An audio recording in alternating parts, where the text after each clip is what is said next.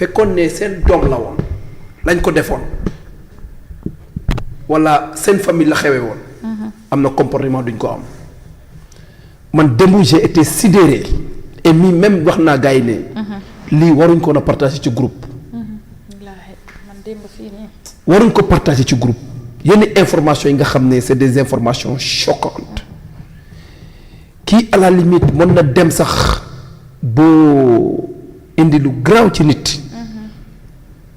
avec les atrocités que ce jeune a subies. Les actes barbares, cette torture inouïe. Comme si que la mort de l'enfant a été tout à fait commanditée. Comme loo xamante ne c'était un meurtre prémédité. Man ça m'a fait très très très très mal. xale boo xamante ne. assisté wu ci manifestation. selon les dits bu ñu ñëwee def leen ne man manifesté wu ma. sama yaay man la yaakaar sama yaay man la yaakaar daal di ree dugg ci biir néegam tëju. daal di ree dugg ci biir néegam tëju kooku yërmande waaj sa waay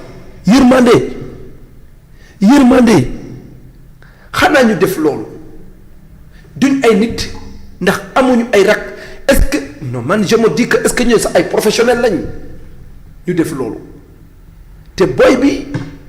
ci nekk bala dee avant ñu koy acheminer parce que vu l'autopsie c'était impossible de pouvoir vivre avec ces fractures.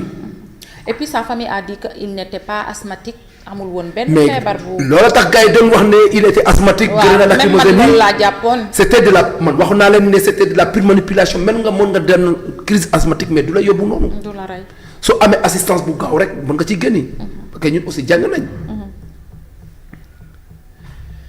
ministre bi génni ne moom il suivait les opérations. donc moom commandement bi waxul leen ne bu leen dugg ci néegi jàmbur yi. te franchise universitaire ñoom dañ ko bradé su ma toogee ñuy wax ne franchise universitaire. campus social bi bokk ci mais je me suis dit yor nga vidéo yi de quoi il se mêle. ñuy dugg ci biir kii campus. de qui il se moque. de qui il se moque. yónnee woon naa la ko démb. franchise universitaire même hôpital Fann ci biir franchise universitaire la bokk parce que loi bi nga xam ne moo créé université Anta Diop ak franchise universitaire loi boobu léegi moo amul modification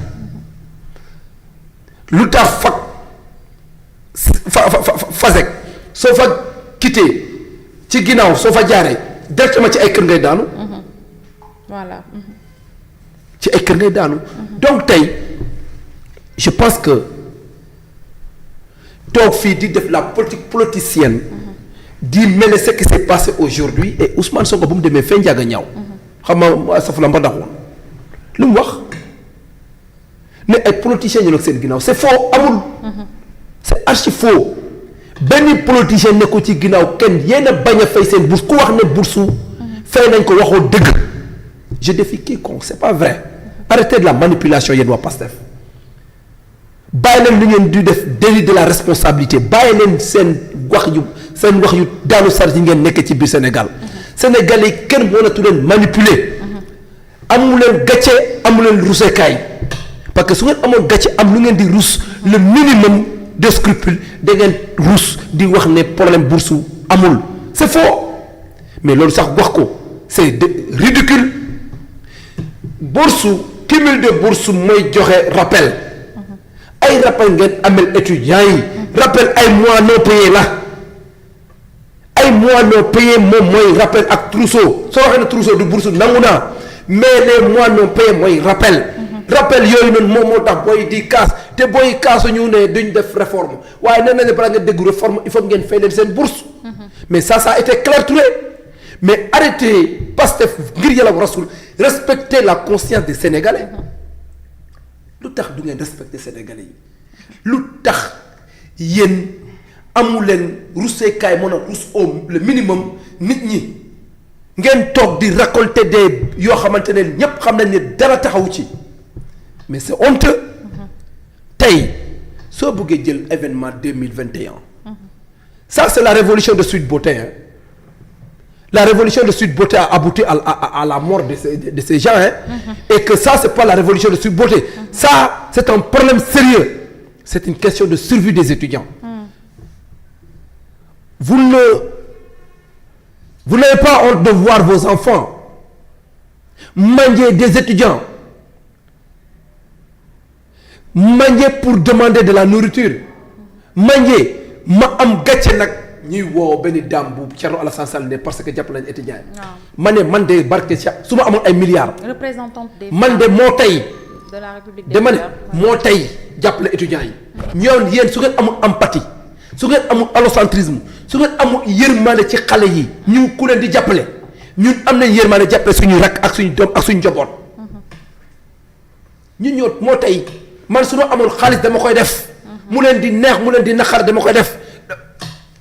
dama leen doon wax sax ne su ngeen paree da ngeen di ñëw kër ga añee fa mais dimbale kañ lañ tere dimbale Sénégal jàppale ko amul doole kañ lañ ko tere ah yéen mën ngeen politiquer ci ay mendicité levée de fonds du manje ngeen nekk fii di def ay cagnotte bañ ku jàppale ay nit te ngeen doon ut ku leen jàppale loolu mën ngeen ko fi bañ seen parti bi ci saraxu nga ci fils biir la ngeen ko créé ci Fils d'Abril la ngeen battre campagne ci Fils d'Abril la ngeen accéder au pouvoir ñii di def Fils d'Abril la ngeen koy bañ mën nga ko bañ su ngeen amul yërmande ci nit ñi ci étudiants ñun am nañ seen yërmande su ngeen yërëmul xale yi ñun yërëm nañ leen su ngeen leen faalewul ñun faale nañ leen su ngeen amul yëg-yëg ci seen métit ñun am nañ yëg-yëg ci seen i métit xam nga donc tey man de su ma mën a jàppale étudiant bu ma mën ci jàppale nga nekk ci désarroi man dama lay jàppale et je l'assumerai su ma ko defoon man damay def publiquement ne man def naa ko te maa tey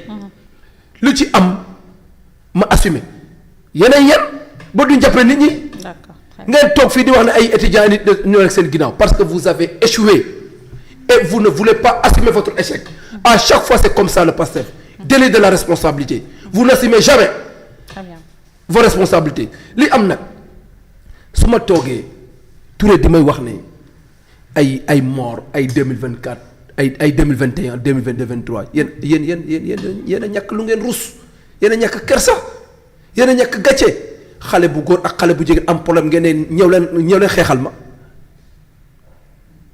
ñu def ay mortel combat ku wootee mortel combat un combat mortel combat ci français mooy combat mortel un combat mortel mooy combat boo xamante ne ay bakkan dañ ciy rot yow sa leader assumé ko wax ko publiquement force de l'ordre yi doon défendre l'intégrité du territoire ay pyromane ay vandale ay délinquant ay gangster bugg a yàq Sénégal force de l'ordre yi taxaw dem ne pays bi kenn du ko taal kenn du ko yàq dañuy assumer l'intégrité du territoire national vous n'avez pas le kilo le minimum de scrupule amu leen ngeen di gàcceel seen bopp toog di comparer événement bi ak événement 2024 21 23 très bien te ñii di casse seen droit ñee kee nekkoon ci ay combat yoo xam ne kenn xamul combat bi lan la woon ma ne Bamba Peccine dafa war a démissionner ministre de l'enseignement supérieur dafa war a démissionner premier ministre dafa war a démissionner wala dàq leen loolay dëgg. très bien merci. loolu mooy dëgg yéen nag am leen as tuut lu ngeen di rus ñun du ak opposition bëgg nañ Sénégal on ne marchera jamais sur des cadavres comme vous. duñ mos a monter ay cokki fin te amuñu jot di jël ay chair à canon utiliser les enfants comme des chairs à canon vous avez utilisé la jeunesse sénégalaise comme des chairs à canon pour accéder au pouvoir nous ne le ferons jamais suñu jeunesse c'est une jeunesse saine c'est une jeunesse éduquée c'est une jeunesse intellectuelle c'est une jeunesse qui est là pour garantir les fondamentaux d'une république sérieuse et une république normée et une république normale nekk duñ mës a def fii loo xamante ne c'est en déphasage avec les lois de notre pays. D'accord. Et yéen def ngeen ko ak seen i responsable. D'accord, merci. Bamba mi moo doon défendre Ousmane Sonko ci loolu non. Très bien, merci Samba. Donc quand même il faut arrêter la manipulation. Merci beaucoup Samba.